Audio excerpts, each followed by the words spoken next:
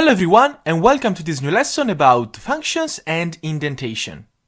I've decided to talk about functions and indentation in the same lesson because, of course, in Python we use indentation to define blocks of code, and that allows us, of course, to tell the interpreter where the code of our functions is located within our scripts. That is, of course, just part of what indentation allows us to do in Python, but in JavaScript instead, indentation is not mandatory as in Python. Because of that, code minification is a common practice where all the unnecessary spaces are removed from a JavaScript file before using it in production, in order to reduce the size of the file and improve page loading speed.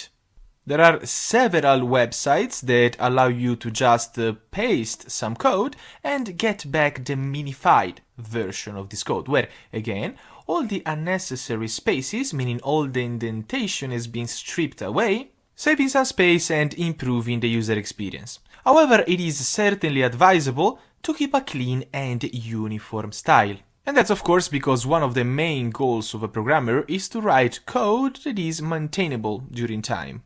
Here is an example of a function to calculate the sum of two values a and b. As you can see, I've written some code, again dividing the page in two columns, and I've written the same function both in Python and in JavaScript. This is exactly the same function, it does the same thing, it accepts two parameters, a and b, and it returns the sum of the two of them.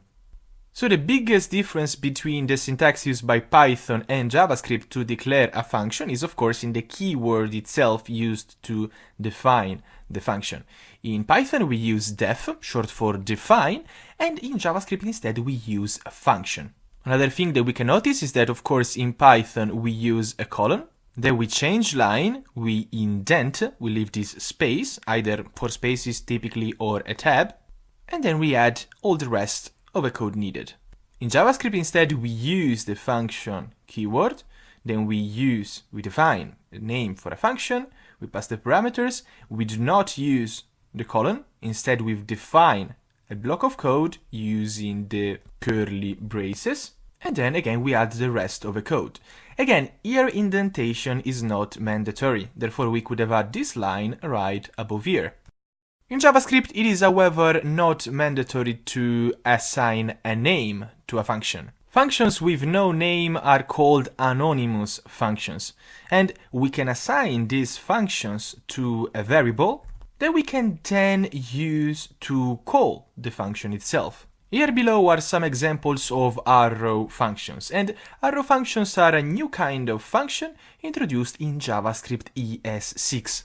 They are called arrow functions, of course, because of this specific syntax that is used to define them. So as you can see, we use parentheses. Here we can pass the parameters, just like here above. Then we define this arrow using an equals sign, and of course also the greater than sign, and then we add all the rest of the code. What's happening here on the side is that I'm simply assigning this new function, okay, to a variable. Let's make some examples in the console. Let's start off with a very simple example. As we've said, there are several ways to define a function in JavaScript. The classic one, we can say, requires us to use the function keyword. Therefore, to define a function called test, I would use function test, parentheses, then instead of a colon, I can just define a block of code, like so. And here I can add the rest of the code, such as, for example, console.log, all good. Then I can close the function like so, and I can now just use its name, of course, to call it. Of course, we need to use parentheses to actually call the function, otherwise, you see, we only get the function itself. As we've said, we can also define anonymous functions, meaning functions without a name. And most of the times, when you want to do so, is because you want to assign this function to a variable. So we can do something like var anon test equals function, and then here console.log, all good. Then we close the function, and we can now use the variable anon test to call it. And if we now use the type of operator on unknown test, as you can see, what we get is function. As we've said, since JavaScript ES6, we can also create so-called arrow functions.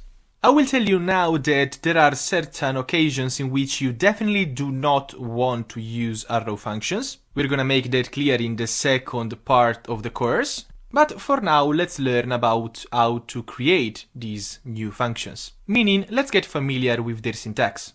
So let's define a new function called hello, which accepts a parameter, name, and returns hello plus name plus exclamation mark. So of course we can do something like hello Joe, and we get hello Joe. Let's now see how to write the same function using arrow notation. So I can define a variable, let arrow hello equals parentheses, and inside of this parentheses I'm going to pass the parameters needed, in this case name, then arrow, and here we can add the rest of our code, such as in this case return hello plus name plus an exclamation mark, like so. And we can now use arrow hello Mike, hello Mike, and we can check type of arrow hello, and as you can see, function. So let's make an example of a new arrow function. Let new arrow, I'm declaring a variable new arrow. Here I'm declaring a set of parentheses. I'm not passing any parameters now, so that's perfectly fine like so. And deciding to not use the curly braces, I also have to skip the return keyword. So I can just return something like a string, success, like so. You can check type of new arrow function, and we can of course call the function like so.